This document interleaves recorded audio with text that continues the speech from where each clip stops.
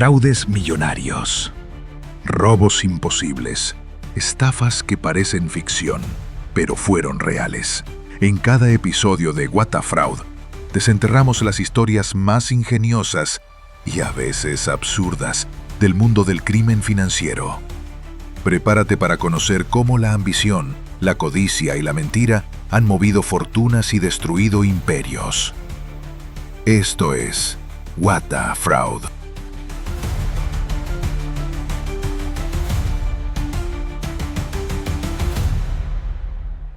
Bienvenidos. Hoy vamos a meterle mano a un tema, fascinante y terrible a la vez. La crisis financiera de 2008. Ese momento en que todo saltó por los aires. Hola. Sí, vamos a intentar desgranar cómo se construyó esa enorme burbuja que acabó estallando. Porque visto ahora, parece casi un fraude a escala planetaria, ¿no? Aunque, y esto es lo fuerte, gran parte era legal. Efectivamente. Nuestro plan es bucear en cómo pasamos de esa sensación de euforia, de dinero fácil a principios de los 2000, al pánico absoluto de septiembre de 2008. Queremos entender las piezas clave. Vale, pues empecemos por el principio, ¿no? El combustible de todo esto. Principios de siglo. La Reserva Federal baja los tipos de interés casi a cero. Exacto. Dinero prácticamente regalado. Y claro que pasa, que todo el mundo se lanza a comprar casas. El sueño americano inmobiliario a tope. Totalmente. Y con esa idea metida en la cabeza de que las casas nunca bajan de precio. Una creencia, peligrosísima. Peligrosísima. Fíjate, entre 2000 y 2006 los precios subieron en Estados Unidos. Más de un 90%. Una locura. Una auténtica barbaridad. Pero claro, para mantener esa fiesta necesitaban que más y más gente entrara a comprar. Y ahí es donde...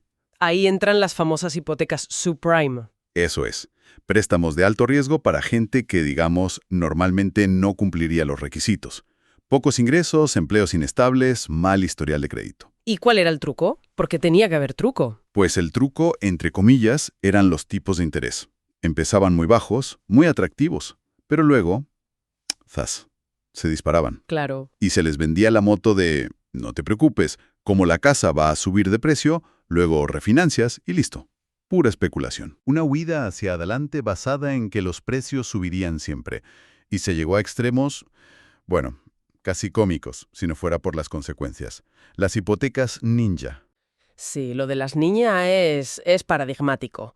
No income, no job or assets. O sea, sin ingresos, sin trabajo y sin patrimonio. Increíble. ¿Le daban una hipoteca a alguien así? Pues sí, porque lo que importaba era generar el préstamo rápido, cobrar la comisión y pasarle el muerto a otro.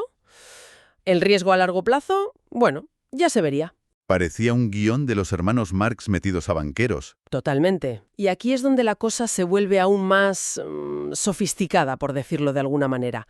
La titularización. La magia negra financiera, como la llaman algunos. Explícanos eso un poco. A ver, imagina que coges miles de esas hipotecas, las buenas, las regulares y sobre todo las malas, las subprime. Las metes todas juntas en un paquete y creas un nuevo producto financiero, como si hicieras un embutido pero con hipotecas. Esos eran los MBS, los Mortgage Backed Securities. Vale, empaquetar hipotecas. ¿Y luego? Y luego crearon cosas todavía más complejas, los CDOs, Collateralized Debt Obligations, que eran paquetes de paquetes, a veces, capas sobre capas de riesgo. Suena... opaco. Muy opaco. Y lo increíble es que estos paquetes, estos embutidos financieros, se vendían por todo el mundo. ¿A quién? ¿Quién compraba esto? Pues a inversores institucionales, fondos de pensiones que gestionan los ahorros de la gente, bancos en Europa, en Asia, aseguradoras gigantes como AIG. Todos querían participar de esos supuestos altos rendimientos. Pero a ver, si dentro había hipotecas malísimas, ¿cómo podían venderlo como algo seguro? Ahí falta una pieza. La pieza clave y muy polémica son las agencias de calificación. Moody's, Standard & Poor's, Fitch... Las que ponen las notas, ¿no? B... Exacto. Su trabajo, en teoría, es evaluar el riesgo de estos productos. Pero resulta que quienes les pagaban generosamente por esas calificaciones eran los mismos bancos que creaban y vendían los productos. Ojo, conflicto de interés del libro. Clarísimo. ¿Y el resultado? Pues que muchos de estos paquetes llenos de hipotecas basura recibían la máxima nota, AAA, la misma que la deuda soberana de Estados Unidos, supuestamente lo más seguro del mundo. Increíble. Estabas comprando algo potencialmente tóxico pensando que era oro puro. Justo. Mientras tanto, los grandes de Wall Street, Lehman Brothers, Bear Stearns, Goldman Sachs, Merrill Lynch, se estaban forrando. Claro, comisiones por crear los paquetes, comisiones por venderlos, una máquina de hacer dinero. Una competición brutal por ser el más innovador, por empaquetar y vender más rápido. La calidad de lo que había dentro, bueno, eso era secundario. Y todo esto sin que nadie pusiera freno. La regulación. Pues la regulación, digamos que no estuvo a la altura. Se habla mucho de la derogación de la ley Glass-Steagall en el 99, que había separado la banca tradicional de la banca de inversión. ¿Y eso qué permitió? Pues que se mezclaran los riesgos. Los bancos comerciales, los de los depósitos de la gente, podían meterse en negocios mucho más especulativos. Además, había un ambiente general de desregulación, de confianza ciega en que los mercados se autorregulaban. Y el apalancamiento, ¿no? Que los bancos jugaban con mucho más dinero prestado que propio. Brutal. Ratios de 30-1 o incluso más. Eso significa que una pequeña pérdida podía barrer todo tu capital. ¿Multiplicaba los beneficios? Sí, pero también los riesgos de forma exponencial. Tenemos entonces crédito súper barato, burbuja inmobiliaria, hipotecas basura, paquetes financieros opacos con notas infladas, bancos forrándose y asumiendo riesgos brutales y poca regulación. El cóctel perfecto. Exacto. Solo faltaba que alguien quitara la música. ¿Y quién la quitó? Pues, irónicamente, la propia Reserva Federal.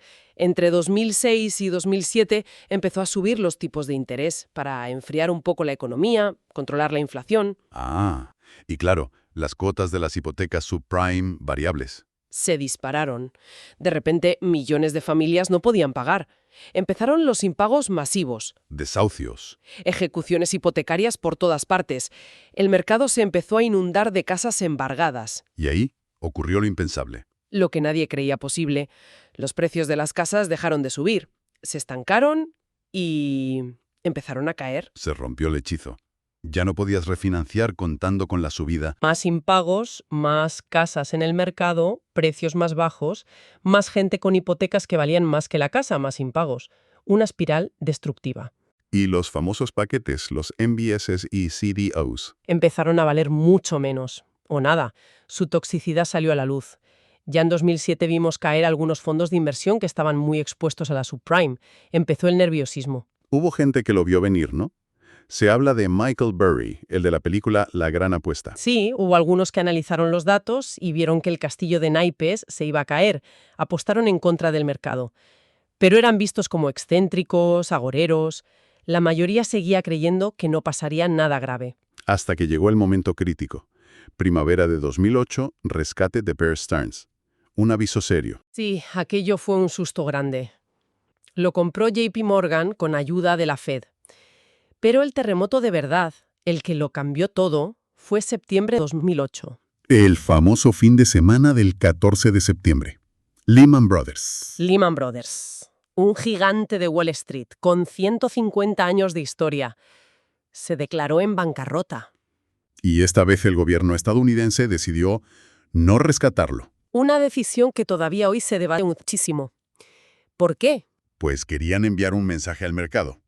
Se acabó el salvar a todo el mundo, hay que asumir las consecuencias de los riesgos. Evitar el llamado riesgo moral. Pero el efecto fue Devastador, ¿no? el pánico absoluto. Si Lehman podía caer, cualquiera podía caer. La confianza, que es el aceite que lubrica todo el sistema financiero, desapareció de golpe. ¡Puf! Evaporada. El efecto dominó. Imparable. Nadie se fiaba de nadie. Los bancos dejaron de prestarse dinero entre sí. AIG, la aseguradora más grande del mundo, estaba al borde del colapso. ¿Por qué AIG? Porque había vendido seguros contra el impago de esos productos tóxicos, los CDS, Credit Default Swaps. Había asegurado billones de dólares de riesgo. Si AIG caía, arrastraba a bancos de todo el mundo que le habían comprado esos seguros. Entonces, con AIG sí intervinieron. Ahí no tuvieron más remedio. Era demasiado grande para caer. Un rescate gigantesco, más de 180.000 millones de dólares de dinero público para evitar el colapso sistémico total. Mientras tanto, Merrill Lynch, otro gigante, era absorbida por Bank of America para evitar la quiebra. Las bolsas. Hundiéndose. El Dow Jones perdió más de un 30% en pocas semanas. Y lo peor, el crédito, no solo entre bancos, sino para las empresas, para la economía real, se congeló. Parálisis total. Y el tsunami financiero se convirtió en un tsunami económico y social, la Gran Recesión. La peor crisis desde la Gran Depresión. Millones de empleos perdidos en todo el mundo. Solo en Estados Unidos, más de 8 millones. Aquí en España, bueno, lo sufrimos bien. El paro juvenil por las nubes, más del 40% en algunos momentos, igual que en Grecia. Millones de desahucios, familias perdiendo sus casas, una verdadera catástrofe humana. Pobreza, desigualdad. Y ante eso, ¿qué hicieron los gobiernos y los bancos centrales? Pues una intervención a una escala nunca vista. Bajaron los tipos de interés a 0 o casi 0. Inyectaron cantidades masivas de dinero en el sistema, lo que se llamó Quantitative Easing, o QE, y rescates bancarios multimillonarios. El famoso programa TARP en Estados Unidos, 700.000 millones de dólares para recapitalizar bancos. Rescates también en Europa, Irlanda, Reino Unido, España. Sí, claro. El sistema bancario europeo también estaba muy tocado. Y aquí llegamos a la gran paradoja, ¿no? Lo que indignó a muchísima gente. Totalmente.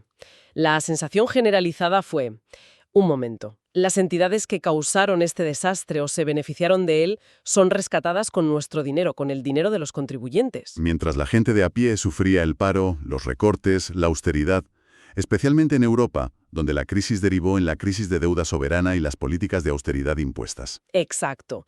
Esa frase que se hizo famosa, se socializan las pérdidas y se privatizan las ganancias. Caló hondo. Y eso tuvo consecuencias políticas enormes. Sin duda. La desconfianza hacia las élites financieras y políticas se disparó. Vimos movimientos de protesta muy potentes como Occupy Wall Street, con su lema «Somos el 99%» o aquí el 15M, los indignados. Una rabia contra un sistema que se percibía como injusto, como corrupto. Y ese descontento fue un caldo de cultivo ideal para el auge de movimientos populistas, antisistema, tanto a la derecha como a la izquierda, en Estados Unidos y en Europa. Un cambio en el panorama político cuyas réplicas aún sentimos hoy. Y en lo puramente financiero, se aprendió la lección, se arregló el sistema para que no vuelva a pasar.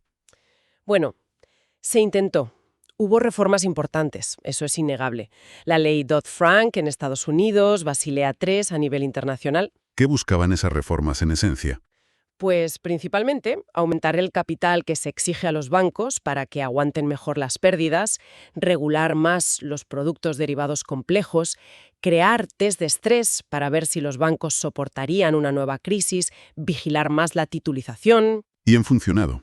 Estamos más seguros. Ese es el gran debate. Hay quien dice que sí, que el sistema es más resiliente. Pero otros señalan que el problema de los bancos demasiado grandes para caer, too big to fail, sigue ahí. De hecho, algunos son incluso más grandes ahora que antes de la crisis. O sea que si uno de estos gigantes vuelve a tener problemas, Pues podríamos estar en una situación similar de tener que elegir entre un rescate masivo o un caos sistémico. Además, parte del riesgo se ha movido a zonas menos reguladas, lo que se llama la banca en la sombra. y tenemos esta nueva era de tipos de interés ultrabajos durante una década, ¿eso no ha creado otros problemas? Ha generado otros debates y posibles desequilibrios, ha incentivado la toma de riesgos en busca de rentabilidad, ha inflado el precio de otros activos. Es un legado complejo. Y un legado muy claro es la desigualdad, ¿no? Clarísimo. Los rescates salvaron al sistema financiero, pero la recuperación económica posterior fue muy desigual. Las rentas altas y el capital se recuperaron mucho más rápido que los salarios y la clase media. La brecha de riqueza se agrandó en muchos países. Eso es una herida social que sigue abierta. La crisis también se metió en la cultura popular, ¿verdad? Películas, documentales. Sí, hubo varias películas muy buenas como Inside Job, que ganó un Oscar, Margin Call, La gran apuesta, que ayudaron a mucha gente a entender o al menos a intuir la locura y la complejidad de lo que había pasado. Una forma de procesar colectivamente el trauma. Mirando atrás, la lección parece obvia. Cuidado con el crédito sin control, cuidado con la especulación, cuidado con la complejidad financiera que nadie entiende, cuidado con la codicia. Sí, la historia es una advertencia muy potente sobre los peligros de la desregulación excesiva y la fe ciega en que esta vez es diferente. La pregunta es si esa advertencia se ha grabado a fuego o si la memoria es frágil. Entonces, resumiendo mucho, una tormenta perfecta. Exacto. Crédito fácil, burbuja inmobiliaria, inventos financieros opacos y peligrosos, calificaciones de riesgo que no eran fiables y una regulación que o no existía o miró para otro lado. Y un sistema que incentivaba tomar riesgos enormes. Sabiendo que si salía bien, las ganancias eran privadas y si salía mal... Las pérdidas acabarían siendo públicas, socializadas. Esa es la paradoja central y lo que generó tanta indignación. Millones perdieron sus casas, sus empleos, sus ahorros, mientras muchas de las instituciones responsables fueron rescatadas. Una falla sistémica con un coste humano tremendo. Devastador. Y nos deja con esa pregunta en el aire, ¿no? Más allá de buscar culpables, ¿qué nos dice todo esto sobre confiar en sistemas tan complejos, tan opacos? Si la búsqueda del beneficio a corto plazo puede anular así la prudencia, ¿estamos condenados a repetirlo? Podemos tener un sistema financiero que sea innovador y a la vez estable, rentable y ético. Ahí queda la reflexión, una pregunta fundamental para el futuro. Y así termina otro episodio de What the Fraud, donde el crimen nunca fue tan ingenioso, ni tan absurdo. Si te gustó esta historia, compártela y síguenos en tu app de podcast favorita. Recuerda, si suena demasiado bueno para ser verdad, probablemente no lo sea. Nos escuchamos en el próximo Fraude.